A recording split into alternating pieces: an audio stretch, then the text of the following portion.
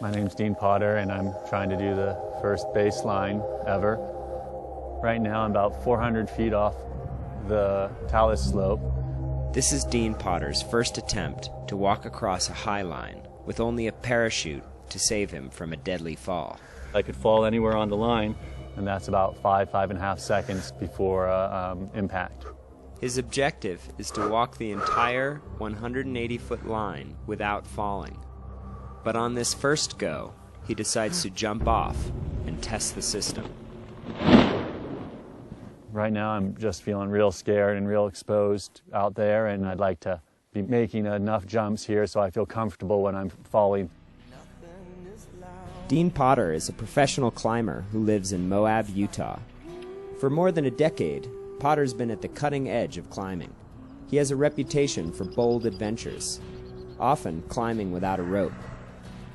Recently, Potter's been pushing the boundaries in other sports as well, like base jumping. Base jumping is jumping off of objects with a parachute. See ya. That seems even like the most beautiful thing for climbers. The summit was the end. It was everything. And now the summit is you put on your special suit and you get to fly away. It's like a huge perception change. Potter is also at the forefront of another climbing-related sport, slacklining.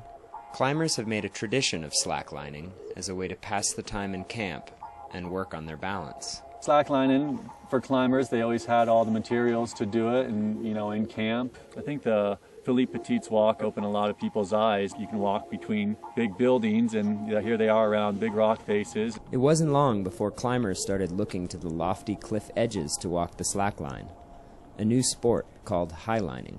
Walking a highline is way more difficult than walking a garden or yard line, just because there's consequence. In highlining, walkers protect themselves from a fall by leashing themselves to the line.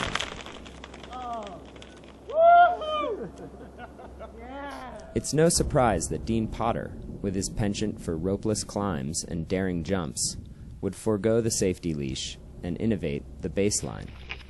Having a base rig on seemed just like the obvious ultimate idea. After days of practice, Potter is ready to walk the 180-foot line, end to end, with no safety leash. As long as I don't go totally out of control, it's okay to fall. But if I was to fall out of control, or the parachute could surge towards the wall, that's the base jumper's worst nightmare. And so I'm having that stuff rush through my mind while I'm out there trying to flow and groove. Makes baselining pretty tough, it seems. As Potter struggles to maintain his balance, he faces a split-second decision.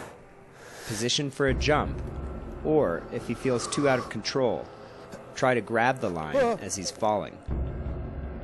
Carrying the base rig on my back, it's about 10 pounds extra, and it's way more strenuous to catch.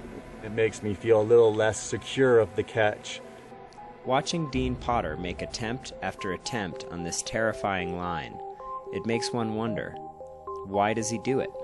For myself, I think adrenaline makes me feel real calm, and then I break through into that focused, heightened awareness that attracts me to all these things. On his last attempt of the day, Potter looks solid on the line. But then, suddenly, he loses his balance, and just before falling out of control, he makes the jump.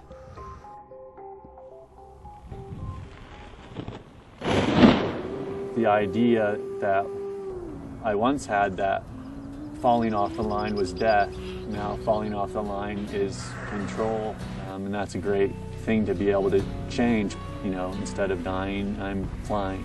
With his objective still unfinished, Potter will return to the canyon until he walks the line from end to end. I think it's going to happen, but I've learned to do things when I'm in control instead of pushing it in such a dangerous,